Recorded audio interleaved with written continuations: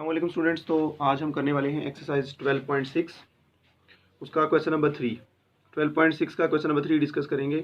हमारी पिछली वीडियो में हमने इसका क्वेश्चन नंबर 1 डिस्कस कर लिया था। उसमें मैंने इंट्रोडक्शन भी दिया था, बॉक्स एंड विस्कर प्लॉट किस तरह ड्रॉ करते हैं। यहाँ पर क्वेश्चन नंबर 3 में आपको बिल्कुल उसी तरह का एक क्वेश्चन दिया हुआ है, लेकिन इसमें हमने एक बॉक्स एंड विस्कर प्लॉट नहीं ड्रॉ करना। इसमें आपने 3 box and whisker plot draw करने हैं, क्योंकि यहाँ पर डाटा इस तरह का दिया गया है। यहाँ पे आप देख सकते हैं सबसे पहले question, the table shows the marks of the same group of 10 students received for 3 consecutive assignments. यहाँ पर स्टूडेंट्स के टेस्ट के नंबर दिए गए हैं। ठीक है, 10 स्टूडेंट्स के 3 असाइनमेंट्स के कंसेक्टिव नंबर हैं ये, मतलब 10 स्टूडेंट्स के टेस्ट 1 टेस्ट 2 और टेस्ट 3 के ये कंसेक्टिव नंबर्स हैं। ये डाटा है। अब इस डाटा को हमने रिप्रेजेंट करना है 3 बॉक्स एंड विस्कर प्लॉट की फॉर्म में, यानी उस तरह हमने इसको रिप्रेजेंट करना है। सेकेंडली हमने उस डायग्राम पे कमेंट करना है कि वो डायग्राम्स जो हमने 3 की 3 बनाई हैं वो यहाँ पर क्या शो कर रही हैं, बेसिकली वो क्या रिप्रेजेंट कर रही हैं। तो हम अब लेते हैं यहाँ से जी टेस्ट नंबर 1। तो टेस्ट नंबर 1 जब मैं लूँगा, अब आपको पता है जब हम बॉक्स एंड विस्कर प्लॉट की बात करते हैं तो बॉक्स एंड विस्कर प्लॉट में 3 चीज़ें आपने देखनी होती हैं। मैक्सिमम मिनिमम वैल्यू यानी कि रेंज उसकी, और उसके बाद आपने देखना होता है इंटर क्वार्टाइल रेंज जिसमें Q1 और Q3 आ जाते हैं, और फिर थर्डली आपने उसका मीडियन देखना होता है। तो मीडियन तो आप तब देखेंगे ना जब आपके पास यहाँ पर अगर नंबर ऑफ टर्म्स अरेंज हुई होंगी। तो पहले देखें क्या ये रेंज है, नहीं ये अरेंज नहीं है। ठीक है, तो आपको सबसे पहले यहाँ पर इसे अरेंज करना पड़ेगा। तो नंबर ऑफ टर्म्स अरेंज करने के लिए मैं बिल्कुल उसी तरह ही चल रहा हूँ तरतीब के मुताबिक ही। अगर मैं टेस्ट नंबर 1 की बात करूँ तो ये लें, यहाँ पे मैं हेडिंग दे देता हूँ टेस्ट 1। ठीक है, तो टेस्ट 1 के लिए मैक्सिमम मिनिमम वैल्यू ले रहा हूँ आपके सामने। इसमें से देखिए मैक्सिमम वैल्यू कौन सी है। अरेंज हम इसको बाद में कर लेते हैं, या जैसे आप बेहतर समझें। ठीक है, अगर पहले अरेंज करना है तो पहले कर लें, जिस तरह के चलें पहले अरेंज कर लेते हैं इसको। पहले अरेंज करके ताकि फिर हम इजीली क्वार्टाइल रेंज और वो Q1 और Q3 फाइंड कर लें। ठीक है जी, पहले इसको अरेंज कर लें। तो अरेंज करने के लिए मेरे पास यहाँ पर 34 आ रहा है। ठीक है, ये मैं अरेंज कर रहा हूँ टेस्ट 1 के लिए है ये। तो 34, फिर 34 आ रहा है, फिर 45 आ रहा है, फिर आपके पास 55 आ रहा है, फिर आपके पास 56 आ रहा है, तो फिर 65 आ रहा है और 67 है। ठीक है, इनको देख के अरेंज कर रहे हैं। फिर आपके पास 77 आ रहा है, फिर उसके बाद 87 है, फिर उसके बाद 89 है। ठीक है, 89 आ रहा है आपके पास। अब ये आपने 10 की 10 टर्म्स अरेंज कर ली हैं। 1 2 3 4 5 6 7 8 9 10, 1 2 3 4 5 6 7 8 9 10। ठीक है, ये हम टेस्ट 1 के लिए ले रहे हैं। अगर ये टेस्ट 1 के लिए, यहाँ पे मैं मेंशन भी कर देता हूँ आपके लिए कि ये टेस्ट 1 है, पहले वही लिखा था तो टेस्ट 1। तो उसके लिए हमने ये टर्म्स अरेंज कर ली। ठीक है, टेस्ट 1। अब टेस्ट 1 के लिए आपके पास मैक्सिमम वैल्यू क्या है, इधर लिख लें मैक्सिमम वैल्यू। यहाँ मिनिमम वैल्यू से शुरू करना है तो मिनिमम से कर लें। मिनिमम वैल्यू, मिनिमम वैल्यू आपके पास है 34, और जो मैक्सिमम वैल्यू है आपके पास यहाँ पर मैक्स वैल्यू वो है 89। ठीक है, तो टेस्ट 1 के लिए आपने ये 2 चीज़ें भी निकाल ली। अब इसकी इंटर क्वार्टाइल रेंज की तरफ बढ़ना है। तो इंटर क्वार्टाइल रेंज में Q1 और Q3 होते हैं, मतलब वो दोनों चीज़ों को मैं मिला के इंटर क्वार्टाइल रेंज कह जाता हूँ। फिर Q1 और Q3 की बात कर रहे हैं, तो Q1 फाइंड करना है। तो आपके पास आपको पता है Q1 का फॉर्मूला होता है 1/4 इंटू n+1। ठीक है, n कितना है, बेसिकली 10 टर्म्स है, तो 1/4 इंटू 10+1। जब 10+1/4 करेंगे ना आप, तो मतलब 10+1 11/4 करेंगे, तो आपके पास यहाँ पर जो आंसर आएगा वो आएगा 2.75। ठीक है, 2.75। तो ये आपके पास टर्म आई है, मतलब 2 से ग्रेटर और 3 से लेस, मतलब दूसरी और तीसरी टर्म आपने यहाँ पे लेनी है। सेकेंड एंड थर्ड टर्म वो है 34 एंड 45। 34 एंड 45 का आपने यहाँ पर मीन ले लेना है। इसको ऐड करके 2 पे डिवाइड करें। जब इसे आप ऐड करके 2 पे डिवाइड करेंगे तो Q1 आपके पास जो निकलेगा वो है 39.5। ठीक है, ये आपका टाइम बचे, मैंने इसको साथ ही सॉल्व किया हुआ है। तो Q1 यहाँ पर Q3 3, साथ ही इसको Q3 को भी फाइंड कर लें। Q3 आप फाइंड करते होते हैं 3/4 इंटू n+1, 3/4 इंटू 10+1, 10+1 11, 11 को 3 से मल्टीप्लाई करेंगे 33, 33 को 4 पे डिवाइड करें। जब आप 11 को 3 से मल्टीप्लाई करके 4 पे डिवाइड करेंगे आपके पास यहाँ पे आ जाएगा 8.25, यानी कि 8.25।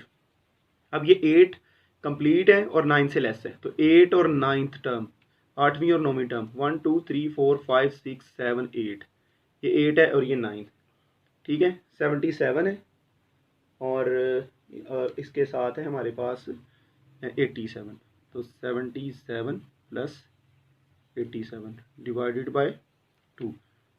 जब आप 77 और 87 को करेंगे, यहाँ मैं इसको साथ ही कर रहा हूँ, 77 प्लस 87 और डिवाइडेड बाय 2 करेंगे तो आएगा 82, ठीक है। यहाँ पर 82 आ रहा है, 82। तो ये आपने टेस्ट 1 के लिए Q1 Q3 भी निकाल लिया, मिनिमम मैक्सिमम वैल्यू भी निकाल ली। अब इसके लिए मीडियन रहता है, अभी मीडियन हमने फाइंड करना है, तो मैं इधर इसी के साथ हेडिंग दे रहा हूँ मीडियन की। तो मीडियन अब आपको पता है ये टर्म्स कितनी है, गिन लें, 1 2 3 4 5 6 7 8 9 10, यहाँ पे अपने लिखा भी है 10 है, तो 10 है, तो मतलब इसके लिए इवन नंबर वाला फॉर्मूला यूज़ करें, n/2 that is 10/2, number of terms 10 है, तो आंसर आपके पास आ जाएगा 5, यानी 5th। मैंने आपको कहा था जो आंसर आना है मीडियन इवन नंबर के लिए, उसके साथ वाली टर्म भी लेनी है आपने, उससे आगे वाली टर्म भी लेनी है, ठीक है। 5th और 6th टर्म ले लेनी है आपने साथ, क्योंकि 5th तो आंसर है, उससे नेक्स्ट वाली टर्म लेके दोनों का मीन ले लें। 5th और 6th टर्म कौन सी है, 1 2 3 4 5। अब ये 5 है 56 और इससे नेक्स्ट वाली टर्म है आपके पास 65। जब आप 56 प्लस 65 इन दोनों का मीन लेते हैं तो ये आपके पास निकल आता है 60.5। तो मीडियन आप इस तरह निकाल लेंगे, ये 60.5 आ जाएगा। अच्छा जी, तो अब बारी है टेस्ट 2 की। तो टेस्ट 2 के सामने जो वैल्यूज़ लिखी हुई हैं इनको अरेंज कर लें, ठीक है। इन्हें एक अरेंज्ड फॉर्म में लिखें, फिर उसके बाद आप डाटा को फाइंड कर सकेंगे।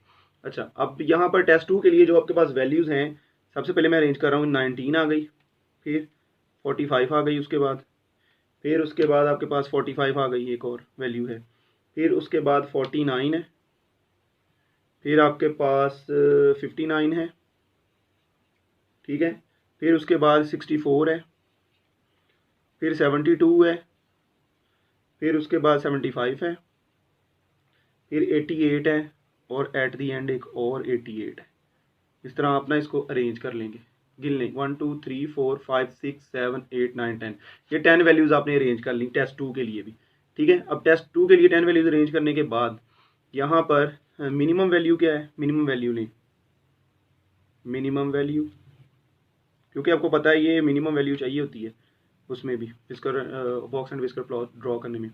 मिनिमम वैल्यू इन सब में है 19, इक्वल टू लिख देता हूँ। मैक्सिमम वैल्यू आपके पास है 88, यानी कि 88, ठीक हो गया। अच्छा, मिनिमम और मैक्सिमम वैल्यू लिखने के बाद हम आ जाते हैं Q1 और Q3 फाइंड करने की तरफ। तो Q1 वही फार्मूला यूज़ करें, 1/4 n+1, तो नंबर ऑफ टर्म्स कितनी है, 10 की 10 नहीं है, तो यहाँ पे आप लिख सकते हैं 10 + 1, ठीक है, ये 4 है, तो 10 + 1 11, 11/4 आपके पास आ जाए, जो टर्म आपको देगा ये। मतलब अब मैं अगर डायरेक्ट प्लेस करूं, मेरे पास यहाँ पे आती है, देखिए ना, यहाँ पर भी हमने जब किया था तो ये वाली आई थी, दूसरी और तीसरी टर्म, यानी दूसरी और तीसरी टर्म अगर देखा जाए तो आपके पास दूसरी और तीसरी टर्म सेम है, तो आप इसको लिख सकते हैं 45, ठीक है। अब मैं मतलब डायरेक्ट कर दिया इसको। Q3 में 3/4 इंटू n+1, यही फार्मूला लेते होते हैं, 1/4, सॉरी 1/4 नहीं है ना, यहाँ ना 3/4, इधर लिखें 3/4 इंटू 10 + 1। अब ये कितना आएगा, ठीक है,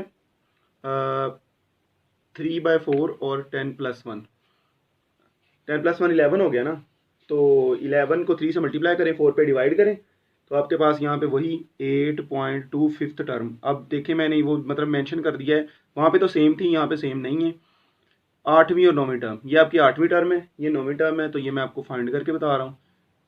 75 + 88 डिवाइडेड बाय 2, 8वीं और 9वीं टर्म, ये 8वीं और 9वीं टर्म को रिप्रेजेंट करती है। तो जब ये इसे प्लस करके आप डिवाइड करेंगे 2 पर, तो ये आ जाएगी 81.5। ठीक है जी, इस तरह आपने टेस्ट 2 के लिए Q1 और Q3 भी फाइंड कर लिया। अब बात करते हैं इसकी मीडियन की। एक मीडियन रहता है अभी, तो साथ यहाँ पे मीडियन भी फाइंड कर लें। तो मीडियन क्या निकलेगा इसका, वही मीडियन के लिए पहले मैं यहाँ पे हेडिंग दे रहा हूँ।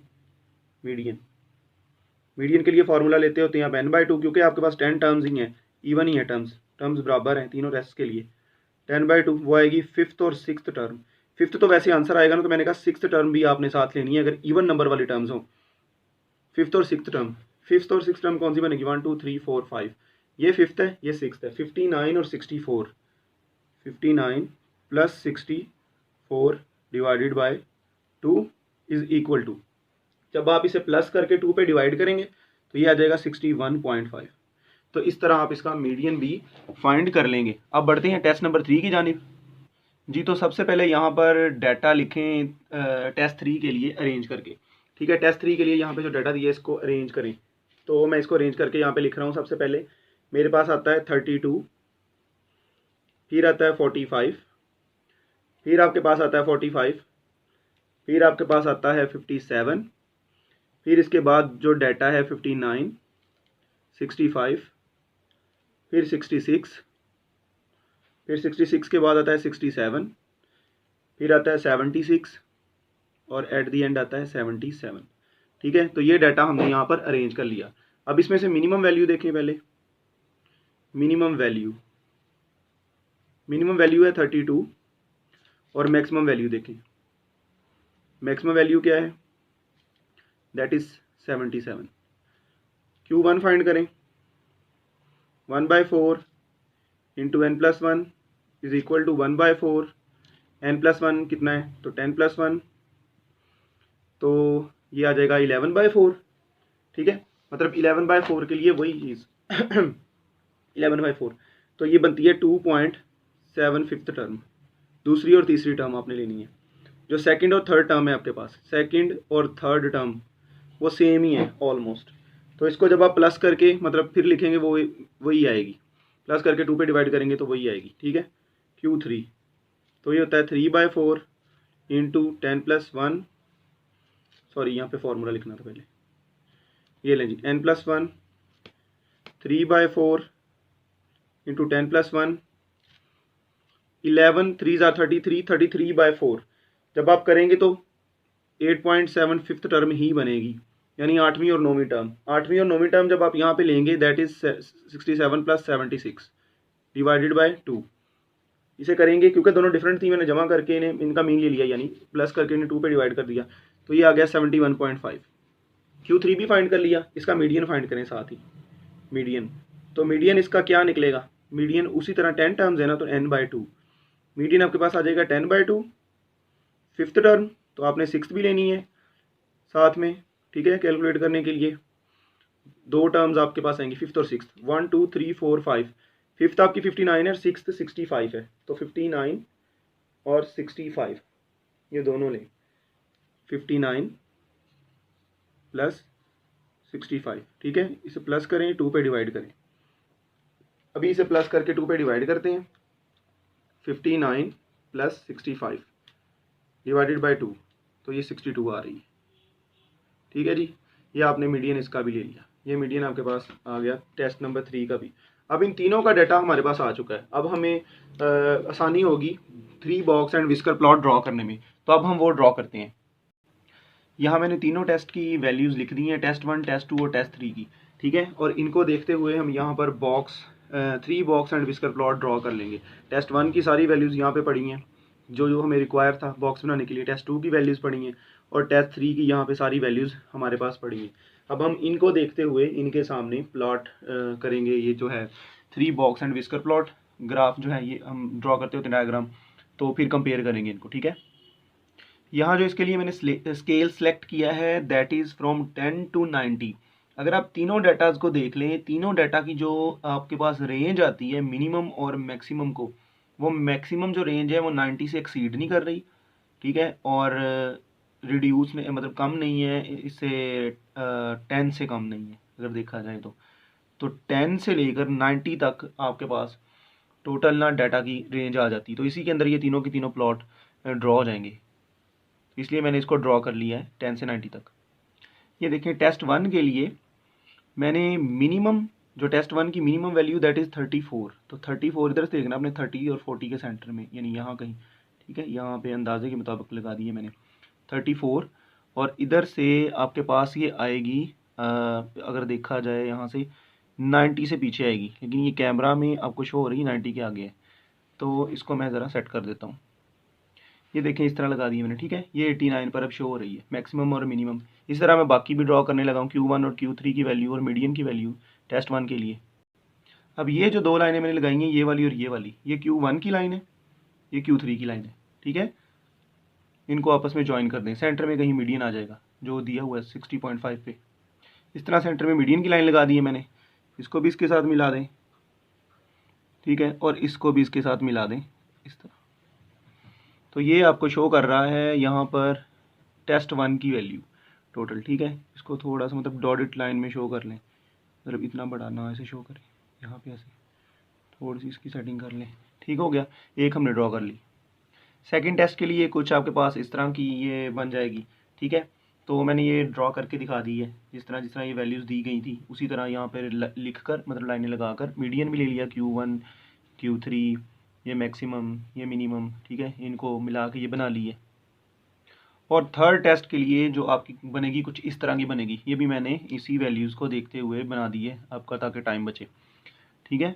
और ये देखें मैक्सिमम सॉरी मिनिमम और मैक्सिमम, फिर उसके बाद Q1, यहाँ पर ये वाला Q1 है, ये वाला आपके पास Q3 है, सेंटर वाला मीडियन है, और ये है टेस्ट 3, ठीक है। यहाँ पे मैं मेंशन कर देता हूँ, ये है टेस्ट 3, दैट इज़ टेस्ट 3। अब ये तो हो गया इसके ए पार्ट का आंसर, यानी ए पार्ट में हमें क्या कहा गया था, ये उसका आंसर है कि ड्रॉ करें, ये हमने ड्रॉ कर दी है। अब बी पार्ट के आंसर की जानिब बढ़ते हैं, जस्ट कमेंट करना है। अगर तीनों टेस्ट को कंपेयर किया जाए तो यहाँ पे हमें ये पता चलता है कि फर्स्ट टेस्ट ठीक है ऑलमोस्ट, सेकंड की थोड़ी सी यहाँ पे आपको रेशो कम नज़र आ रही है, थर्ड तो बहुत ही कम है। तो जो इंटरप्रिटेशंस हैं वो वेरी कर रही हैं, मतलब तीनों की तीनों वेरी कर रही हैं। कमेंट आप ये करेंगे इंटरप्रिटेशंस विल वेरी, चेंज होंगी। तो यहाँ पर जो तीसरे टेस्ट के नंबर आप देख रहे हैं स्टूडेंट्स के, वो बहुत गंदे हैं, ठीक है, मतलब बहुत वर्स्ट है जिसे कह लो। But generally the students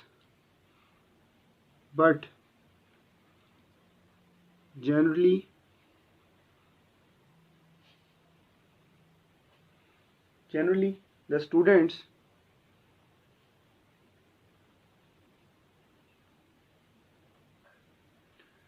performed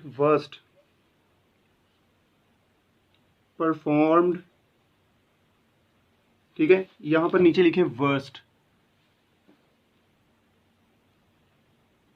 मतलब ठीक परफॉर्म नहीं किया उन्होंने इन टेस्ट 3। इस पर है तो उन टेस्ट 3 पर, यानी कि जो यहाँ पर वेरिएशन शो हो रही है, ये जी कमेंट हमने करना था। तो यूज़ डायग्राम टू कमेंट, हम इन तीनों डायग्राम्स को देखते हुए ए और बी पार्ट का यहाँ पर आंसर दे दिया। तो बच्चों ये था इसका क्वेश्चन नंबर 3, बड़ी डिटेल के साथ हमने डिस्कस किया। इस तरह के और भी क्वेश्चन एक्सरसाइज के अंदर हैं, तो आप उनको भी देख सकते हैं और उनको भी कर सकते हैं, उनकी मदद से मतलब बाकी क्वेश्चंस भी सॉल्व कर सकते हैं। तो इंशाल्लाह आगे भी हम इसी तरह वीडियोज़ लेके आते रहेंगे नई। तो तब तक के लिए जी अल्लाह हाफिज़।